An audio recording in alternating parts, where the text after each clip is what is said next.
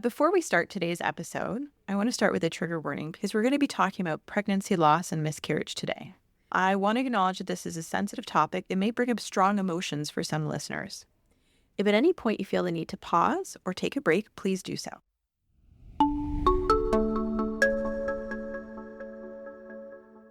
Really, the trauma and the stress associated with it can lead to many symptoms of PTSD and that diagnosis of PTSD.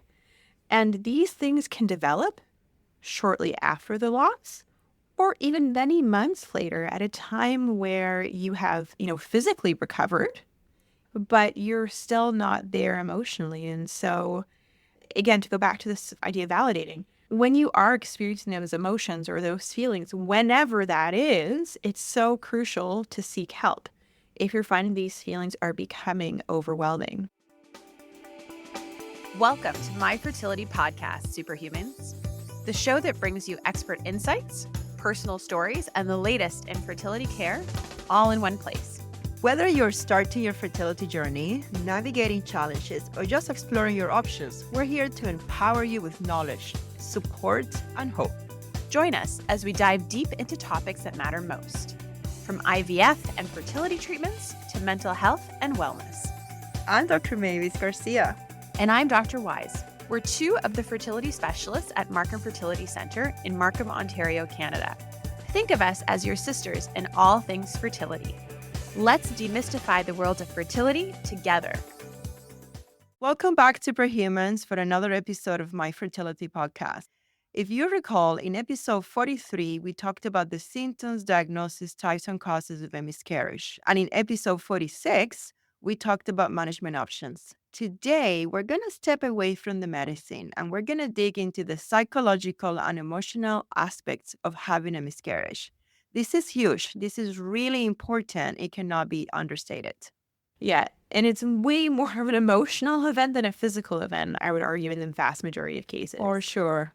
The psychological impact of miscarriage can be profound and can also be long-lasting, and it can show up in so many aspects of your life and your future fertility journey, wherever that may be. And so just as we spent a lot of time talking about the bleeding and the cramping and all of this, I think that it's important to spend as much time talking about the emotional and the psychological impacts, and to, above all, validate people and their experiences. Yeah, miscarriage is the loss of a dream. I mean, that is the best way to put it. And grief is the most common response to a miscarriage. And grief can come in so many forms. It can be anger, it can be guilt, it can be an overwhelming sense of loss. It can even be a bit of relief, depending on how long the miscarriage was going on, if you were worried about some health issues with the baby, and that can make things sometimes difficult to process. Certainly, there's lots of research that shows that a miscarriage can be an inciting event for somebody developing depression, developing an anxiety disorder, and even in some cases, actually developing post-traumatic stress disorder, or PTSD. Oftentimes, we think about PTSD as happening to somebody who has gone through war, some sort of life-threatening situation, but that doesn't have to be the case. It can be really the trauma and the stress associated with it can lead to many symptoms of PTSD and that diagnosis of PTSD. And these things can develop shortly after the loss or even many months later at a time where you have, physically recovered, but you're still not there emotionally. And so, again, to go back to this idea of validating, when you are experiencing those emotions or those feelings, whenever that is, it's so crucial to seek help if you're finding these feelings are becoming overwhelming. Miscarriages can also have an effect on relationships. I don't want to generalize, but I would say that sometimes women are sad about the miscarriage and they're very concerned with the loss, while men are concerned with the health of their partner. Mm-hmm. So sometimes this can make it seem like, the male partner does not care as much about the pregnancy, and it's just because they're just so worried about what their partner is going through. So I think communication is important, and just being able to be there for each other and to acknowledge is that the experience of miscarriage, even though it's happening to both of you, can actually feel differently for each partner in a relationship. Another thing I think that's really important to acknowledge is that miscarriage and those emotional scars can have long-term effects. For instance, somebody who has experienced recurrent miscarriages, or those who've had miscarriages later on in pregnancy or earlier in pregnancy, can really struggle with ongoing grief, fear, so much fear, and so much anxiety in subsequent pregnancies. And I mean, we see that all the time where we may have patients who are very motivated to have a healthy pregnancy and to build their family, but really struggle with moving forward with fertility treatment or doing another embryo transfer because of this overwhelming fear and anxiety that bad thing, that the miscarriage can happen again. And then again, when I see patients who've had a miscarriage, I do talk to them about the subsequent pregnancy. And I say, even if everything goes perfectly, like textbook in your next pregnancy, your anxiety will be through the roof for the duration of probably the first trimester. And it has nothing to do with the events that are happening in that moment. It's really about your previous experience, the anxiety that you're bringing into this pregnancy. And I always encourage patients to think about how they're going to deal with that. Think about how you're going to process it. Think about what you're going to do to help you get through that. Because for anyone, it's so much easier to think about these things, to think outside of your own body, the feelings that you have before you get there, right? If you know what, I know that my pregnancy ultrasound is happening. My viability ultrasound is going to happen on this day. I'm going to be sure to book an appointment with my therapist for, that day or the following day. So that pre-planning, I think, is really important. And that time between pregnancies is the time to address that and to talk about that. And we recognize that. So we do sometimes order ultrasounds a little earlier than they should because we know how anxious our patients can be.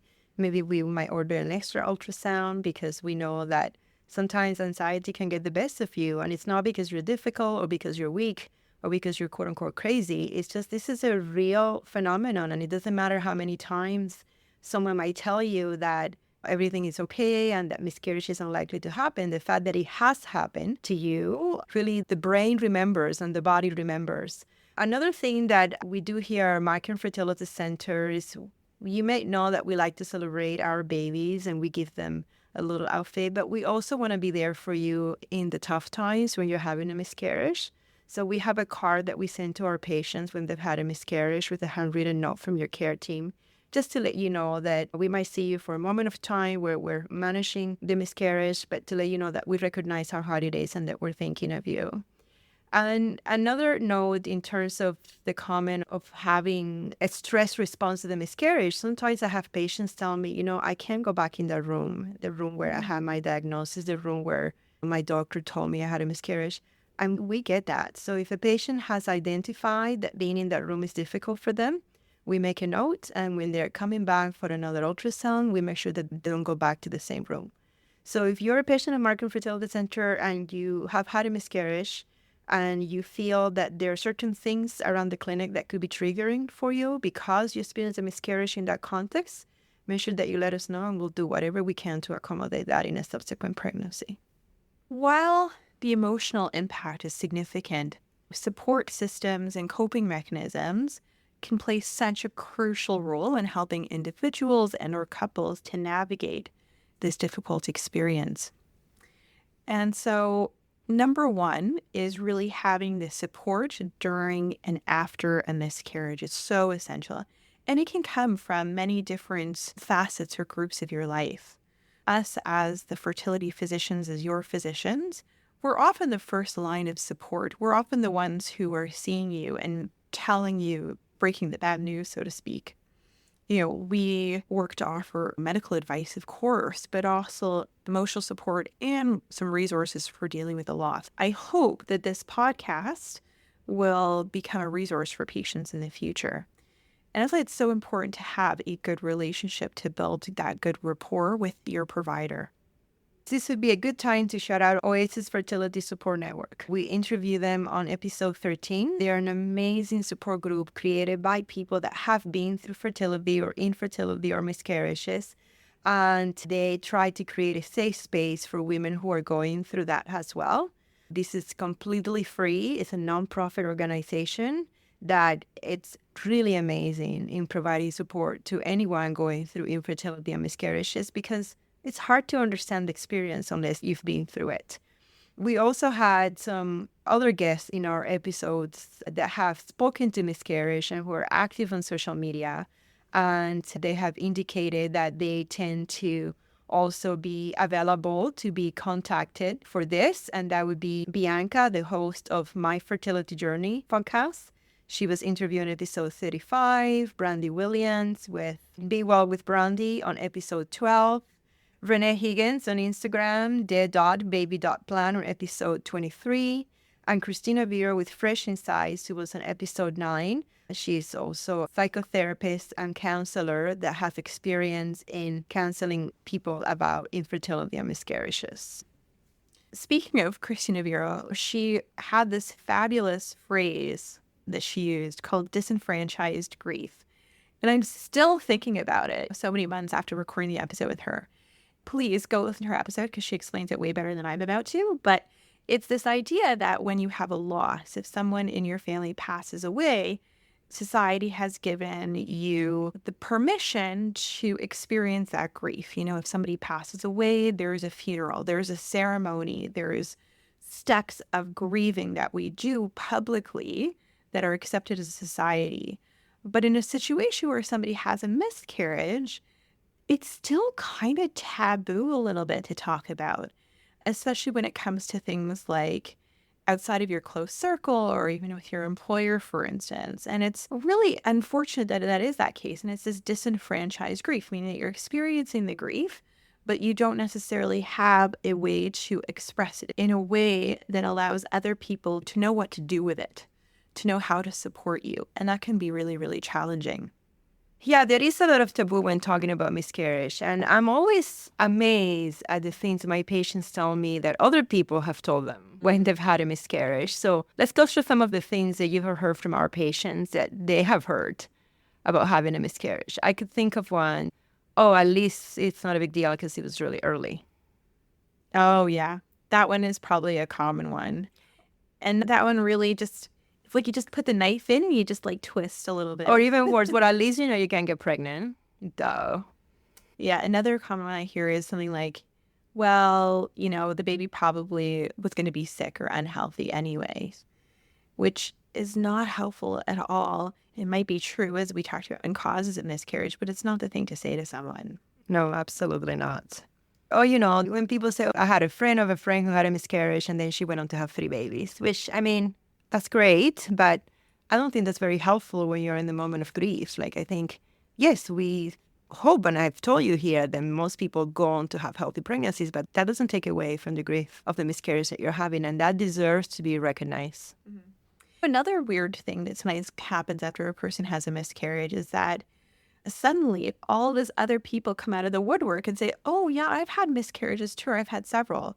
For instance, I could think of a patient who once told me that, you know, she experienced a miscarriage, and only after that did she find out that her own mother had had multiple miscarriages, something like 4 or 5, which could actually be medically relevant, which actually made me sort of go down a different pathway of thinking about causes of miscarriage. But this secrecy that is around miscarriage and how the people don't talk about it, it's almost like you don't get to hear about the club until you're a member of the club. The world's worst club. That's right. But with the best people. It's sort of a shame that people don't feel like they can talk about it until somebody else talks about it, that they've experienced it. Because suddenly something that feels very isolating is not so isolating. And it has become more common. And I think that would really help allow people to make it more socially acceptable to grieve a miscarriage, frankly. So we've talked a lot about all things that you should not say. But what should you say? How can you talk to someone after they tell you that they have had a miscarriage? Well, I think the saying, like the obvious thing, like, I'm sorry this happened to you. This must be really difficult and I'm here for you. So I think it's just not trying to get that person to brush it off and move on to the next thing. It's to just be there and be present and help them recognize that this is real grief and that they deserve to feel it and that you're there to support them through that time. Mm-hmm. And this goes back to my validate the feelings, because all of the feelings are valid and they are true, and they can be a weird mishmash of feelings that feel a complete 180 to each other, happening at the same time or at different times, and that's okay. And that's totally normal. And I think you're spot on. I think we all try and fix things when somebody tells us about something. Like, we want to cheer people up, we want to make people feel better, but that's just not the time for it. Sometimes it's better just to let people sit with their feelings, be in their emotions, be there for support, and go from there. If you or someone you know is struggling after having a miscarriage, please, please, please reach out for help and support. There's many resources available, as we talked about, Oasis or a therapist or a family doctor, or reach out to your fertility clinic. Please remember, it is okay to ask for help. I hope that you found this discussion helpful. And if you've had a miscarriage, please know that you're not alone. It is very common and that it is absolutely not your fault. Mm-hmm. And that's a wrap for today, Superhumans. If you're looking to connect, get social with us. Follow us on YouTube and Instagram at My Fertility Podcast, or visit us online at markandfertility.com. And don't forget, follow, subscribe, and share your favorite episode. Thanks for listening to My Fertility Podcast and for being a vital part of our community. We know you've got this. We're signing off until next Tuesday. If you found this episode of My Fertility Podcast helpful, please take a moment to head over to the review section and leave us your thoughts. Your reviews and comments are incredibly valuable to us and help guide future episodes. We also welcome you to direct your questions to info@myfertilitypodcast.com. My Fertility Podcast is produced by Rabbit Media Inc. in conjunction with Dr. Garcia and Dr. Weiss. Music from Mixkit, Life is a Dream by Michael Ramirez C. My Fertility Podcast is not intended to replace any type or variation thereof professional medical, health, or legal advice, nor should the content be taken as medical advice. Please contact your primary healthcare professional regarding any medical questions you may have. The information presented in this podcast is based on the knowledge and understanding of the host at the time of recording. Medical knowledge is constantly evolving, and new research may change the understanding of health-related topics. While we strive to provide accurate and up-to-date information, we do not guarantee the completeness, accuracy, or timeliness of the content. The views expressed in this podcast by guests are not those of the host or the management. This podcast is not intended to impose any type of discrimination. My Fertility Podcast and its management are not responsible for any losses, damages, or liabilities that may arise from the use of this podcast.